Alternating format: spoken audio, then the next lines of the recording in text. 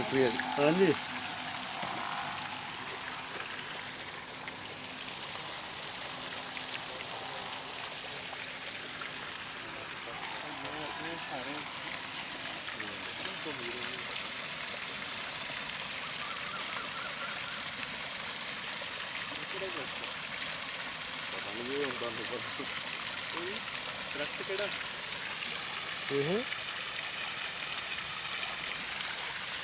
पता नहीं कैसे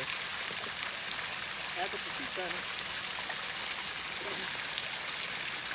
बहुत प्लेटलेट्स के घटे होने ये वास्ते बहुत अच्छी चीज़ है मतलब आ जेडे डेंगी जिन्होंने हुंदा हाँ जी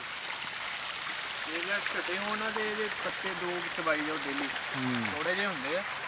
लेकिन ये आप ਇਹਦਾ ਬਕਬਕਾ ਜਿਹਾ ਟੇਸਟ ਹੈ ਐਡਾ ਅੱਛਾ ਨਹੀਂ ਹੈਗਾ ਟੇਸਟ ਇਹਦਾ ਵੀ ਐਡਾ ਕੋਈ ਇੱਕ ਵਾਰ ਅੱਛਾ ਨਹੀਂ ਹੈਗਾ ਬਾਜ਼ਾਰੋਂ ਬੜੇ ਸ਼ੌਕ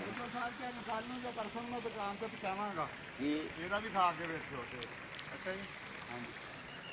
ਇਹਦਾ ਉੱਤੇ ਪੱਕਦਾ ਨਾ ਜੀ ਹਾਂਜੀ ਉਹਦਾ ਹੋਰ ਚੌਥਾ ਟੇਸਟ ਹੁੰਦਾ ਵਾ ਇਹ ਮਸਾਲੇ ਨਾਲ ਪਕਾਉਂਦੇ ਆ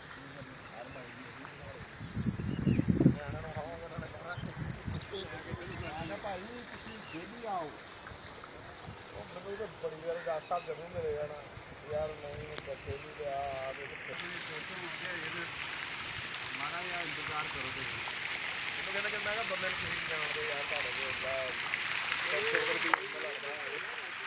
ਡਾਕਟਰ ਵੀ ਲੱਗਦਾ ਹੱਥੀ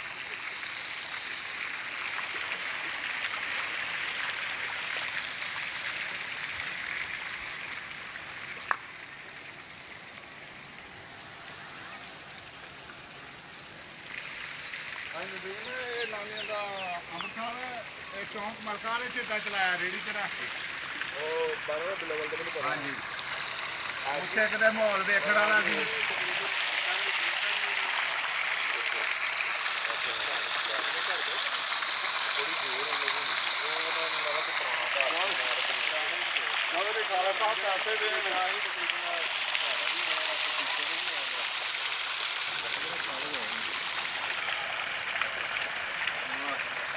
ਮੇਰਾ ਖਿਆਲ ਇਹਨਾਂ ਨੂੰ ਜ਼ਰੂਰਤ ਹੈ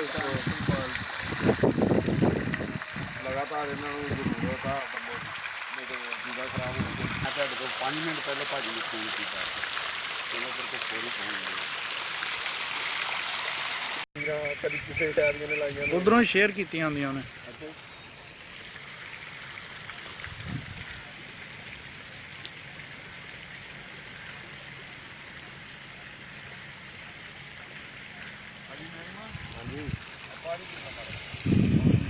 ਆ ਪਾਣੀ ਨਾਲ ਵੱਧ ਕੰਮ ਨਹੀਂ ਹੈਗਾ ਅੱਲਾ ਦੇ ਬੰਦੇ ਆਪ ਹੀ ਕਿਹੜੇ ਤਕਲਫਾਂ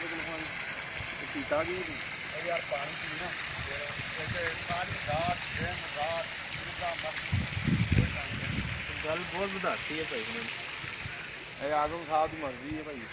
ਇਹ ਹਾਲ ਵੀਰੇ ਤਕਲਫ ਕੀਤਾ ਇਹ ਸਲਾਮਪੁਰੇ ਦੇ ਮਹਿਮਾਨ